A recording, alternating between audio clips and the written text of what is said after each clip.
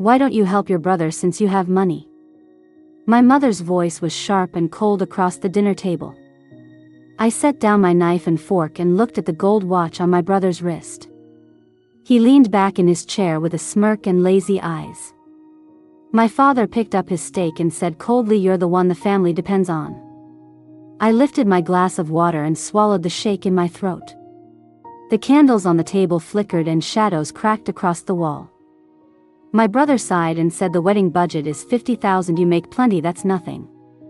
I looked up at the smug satisfaction in his eyes. My mother gently patted my hand, her tone soft but commanding. She said, "You're the older sister, you should help your brother save face." I stared at her hand, remembering all those nights sending transfers. The numbers on my bank card drained again and again. I said, "The wedding is your decision, I won't pay." My father's face darkened, his eyes sharp as blades. My brother sneered and said, "You've got wings now and no conscience." My mother stood and shouted, "Don't make your father angry." I put down my napkin, stood up, my voice steady and distant. I said, "I only take care of myself, I won't pay for anyone else again." My brother slammed his chair, stood up, pointed at me, yelling. He said, "Without you we'd be ruined, you owe this family." My father roared, "If you walk out, don't come back." I turned and left the dining room, plates breaking sharp behind me. The hallway lights flickered like someone was closing a door. I moved into the company dorm, a 12 square meter room. Outside the window, highway lights and night buses roared by. I sat before my computer typing code, the screen reflecting my eyes. Every morning I entered the office at 7 left after midnight. Co-workers said I was like a machine. I smiled and kept working. When my salary arrived, the first thing I did was stop family transfers. Messages poured in from my mother, long voice notes full of blame. She said, "We raised you and now you're cold and heartless." My brother texted saying, "You're cruel, you don't even care about our parents." I didn't reply, I just backed up every message and screenshot. I started consulting a lawyer friend, he told me to keep all records. Late at night the convenience store bell rang again and again. I stood by the window watching people rush under the streetlights.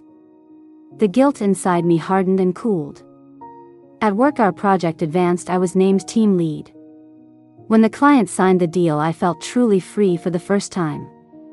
I took a photo by the meeting room window, sent it to myself. The caption said, "This is my life, it belongs to no one else." I began exercising in the morning, reviewing my goals at night.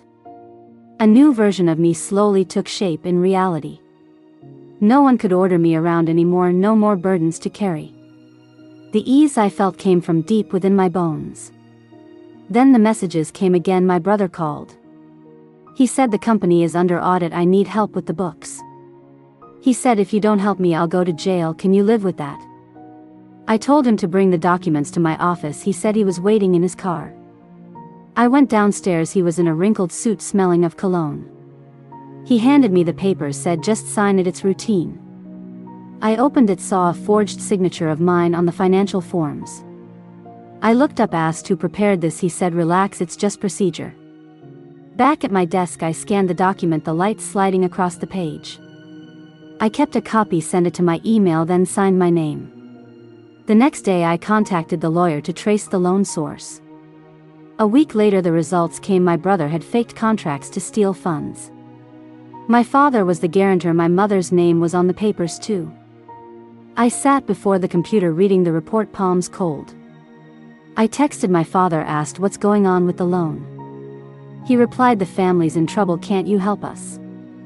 I turned off my phone, opened my encrypted folder and backed up the evidence. I organized every statement and transaction line by line. Every dollar marked by time and direction. The next day I submitted an anonymous report with all scans attached. The bank investigator called to confirm they'd received it. That night my mother called crying, saying, "You'll destroy this family." I listened quietly and said, "I just stopped being used." 3 weeks later the news broke, false loan case exposed. My brother was blacklisted, my father's company accounts frozen. My mother posted online calling me heartless and ungrateful. Some people cursed, others silently liked the post. I didn't respond. I kept working, attended meetings as usual.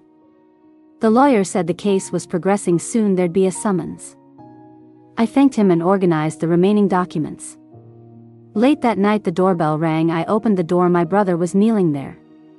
His face unshaven, eyes hollow like a trapped animal. He said, "Sis, please help me, they're going to charge me." I turned, grabbed a folder and set it before him. Inside were the report and bank judgment copies. I said, "I already helped you, this is the last time." He looked up, eyes red, lips trembling, said, "I know I was wrong." I didn't look again. I closed the door, his footsteps fading away. That moment I felt no anger, no joy. Only a deep and final calm.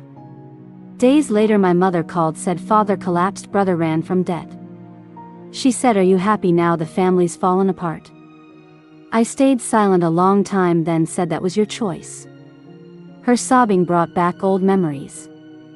Father slamming doors, mother shouting. Me in the corner gathering broken dishes and bills. The taste of humiliation finally gone. That night I sat at my desk watching the news. The old house appeared in the footage marked for auction. Comments said this family finally got what they deserved. I closed the laptop, walked to the balcony, the curtain lifted in the wind. City lights, steady air, cool and clean. I sipped my coffee, bitter as the nights I used to send money. Back then my hands shook as I transferred. Now I sat in my own room, soft light around me. I owed no one and no one could command me. My phone buzzed, Vincent texted, "Case closed." I replied, "Thank you," set the phone down. Outside neon flickered, night wind moved the blinds. I leaned back, closed my eyes, exhaled slowly. The world at last was quiet. I no longer feared loneliness or sought understanding. All I had was myself, and that was enough. Those who once called me weak were now background noise. I needed no approval, no forgiveness. I ended the long cycle of taking with proof. The feeling of being drained finally stopped. In the deep night I heard cars passing outside. Their sound cut through the stillness, reminding me I was alive. I walked to the window, lights stretched across the city. The world wide open, my heart clear and still. I finally understood home isn't always shelter. Sometimes it's a cage that drains your will. I walked out that door without looking back. Everything behind me fading into the dark. I knew I'd never return and didn't need to. The air of freedom filled my lungs. Life restarted, balance restored. That was the peace that truly belonged to me.